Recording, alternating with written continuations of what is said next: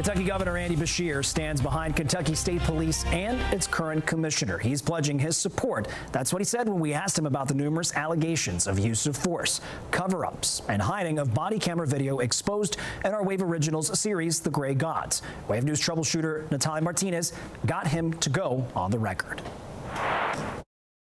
With such serious concerns by citizens about KSP, we wouldn't be doing our jobs as journalists if we didn't ask those in power the tough questions. So when my emails for an interview went unanswered, we came to Frankfurt to get them.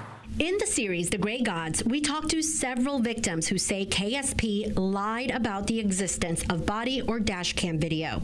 We showed you videos of troopers using excessive force and showed you the very forms that deemed their behavior as reasonable by KSP. Those forms were signed off by Commissioner Philip Burnett. Some of those same videos were later used in court and led to criminal charges against the troopers. Then there's the issue of how KSP investigates itself. We discovered not all claims of excessive force get sent to Internal Affairs. All it takes is a supervisor and their lieutenant to sign off.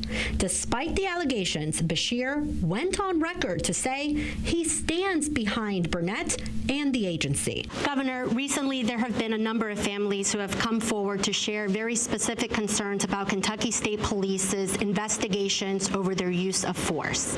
My question to you is, do you have confidence in the current system by which KSP investigates their own when it comes to use of force? And what changes are you willing to make to regain the trust of these families? I do have confidence in this commissioner, in this state police. Their job is to keep us safe around the state. And again, sometimes you have bad actors that may become troopers, but you have bad actors that get into a lot of different lines. Beshear did assign body cameras to KSP. He pointed to a 49% reduction in use of force cases.